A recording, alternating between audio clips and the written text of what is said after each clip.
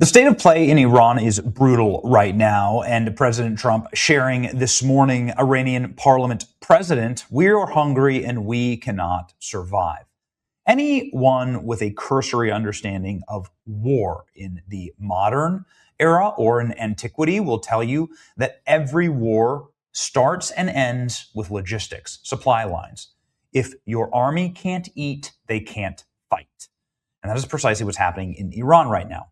We are hungry, we cannot survive. Iran's parliamentary speaker has issued an unusual stark warning about the country's deepening economic troubles, declaring that even if a powerful military cannot protect the Islamic Republic, if the people are hungry and everything deteriorates, and in case you're like wanting to wave this off as just some random old guy in Iran, and this is the guy who led the IRGC. This is the guy who was in charge of the military. And he's the one announcing, hey, listen, our Iranian rial, our dollar, is now worth less than fractions of a penny now. Now it's 2 million Iranian rials to every American dollar. It is cratered through the floor. It is less than many thousands of a percent of a penny. The Iranian rial has crashed and it is never coming back, and it's down almost 100% all time. Okay, it's not great. Down 95% in 1 year. This is what he's talking about. You can't run an economy like this.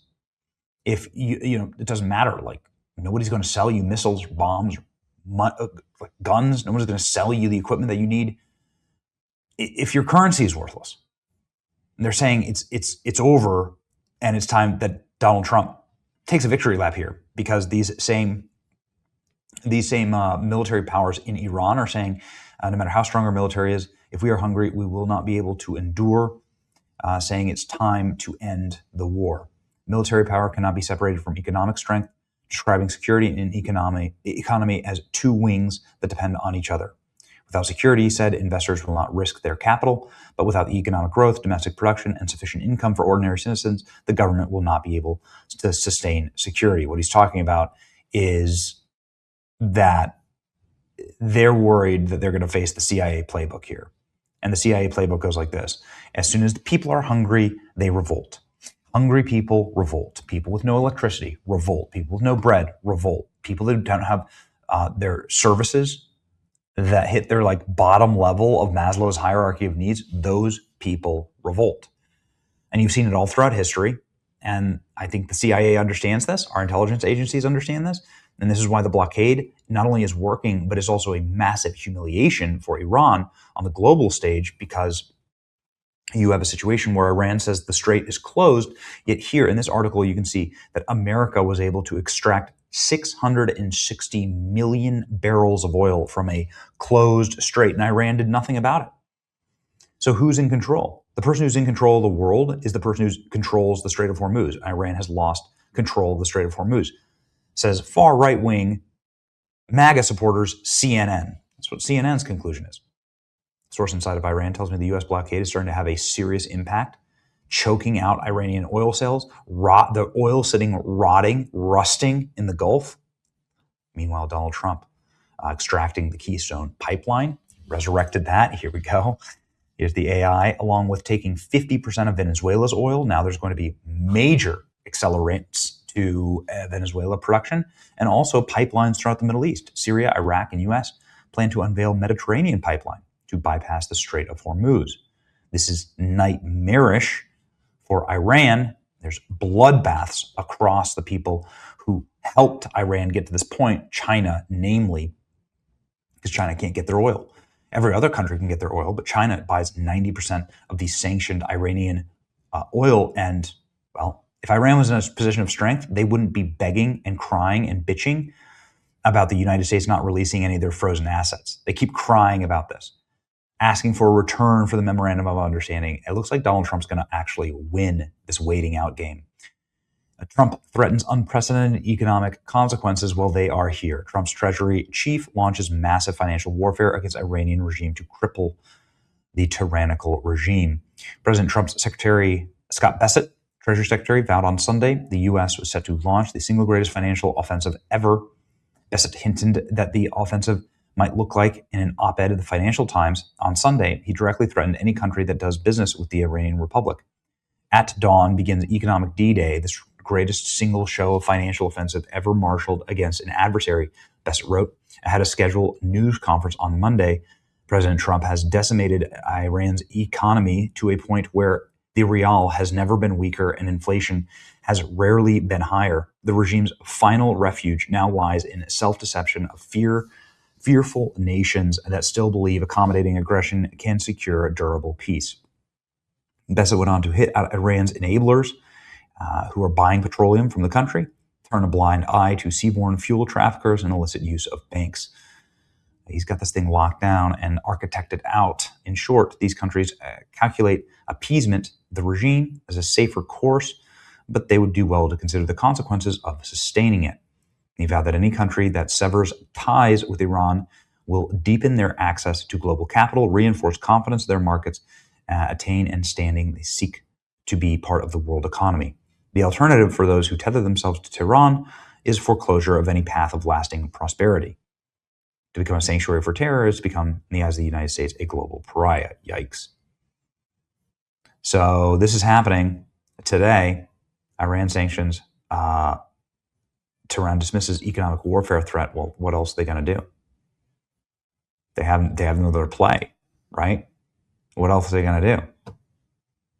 Scott Bassett, Economic D-Day is coming for Iran. Countries that calculate appeasement of the regime, a safer choice, should reconsider. This is what Bassett says in the Financial Times. Donald Trump obviously saying this is going to be our path forward. The IRGC says Trump's economic war is an admission of military defeat. Nope, it's not. Why did Donald Trump pound the coast of Iran up against the Persian Gulf so mightily? Why did he take out their radar towers and listening towers and all of their watchtowers and all of their missile capacities and all their islands and Bandar Abbas and all these other places? Why did Trump do this? Trump did this in order to ensure that Iran had no ability to force project throughout the Persian Gulf. They have no capacity to stop anything, knowing that if Donald Trump controlled the Strait of Hormuz, that would be the end game. And now it is. This is the end game. It's not. Donald Trump achieved the military goal of degrading Iran's capacity, and now comes the next step, which is to destroy them economically. Economic D-Day, Treasury Secretary is set to announce the sanctions against Iran. The move comes as the U.S. naval blockade in the Middle East remains in effect. The administration saying shipping traffic through the Strait of Hormuz has quadrupled in recent days. Reopening the strait is key to lowering oil prices, and oil has ticked down. Oil falls ahead of U.S. announcement of sanctions in Iran. Oil prices slipped $1 a barrel on Monday as investors took profits after recent gains and awaited details of the expected new sanctions on Iran, which could further disrupt supply chains in the Middle East. Brent crude futures fell. I guess this is what you want. Iran's rial has crashed at 2 million to the dollar. Strait of Hormuz crossings are up 400% as Navy reroutes tankers to safety. Trump says he does not know who is even in charge in Iran anymore. Fox reporting from Tel Aviv. As you well know, I hate this war. I don't like it. I don't like that gas prices did this. That's terrible. I want them to go back down. I want them to be right here at $55 a barrel. Looks like that's the lowest it was for quite a while. So, let's see if this is the 5. Yeah, this was actually, goodness, look at that. We were at the 5-year low for gasoline. You can see here, though, during the Ukraine crisis, it was even higher, right? But look at that in December 2022, 2025. I don't like that this happened, right? This meant $2 gasoline for the vast majority of Americans. And so let's get back to that. This is what I think is the floating baseline for the Trump administration. It might even go lower than that. So let's get back to that. Stock market holding fine, was at record highs. Obviously, President Trump saying no. Well, actually, VP saying, well, there's a new phase. The most effective tool that we have is economic pressure. We're going to keep that going because I think that this is the best way to ultimately accomplish the final objective. So everybody's saying enough bombs, now it's time to bomb out their economy. And is that what's going to work? Well, if history is our guide, the answer is yes.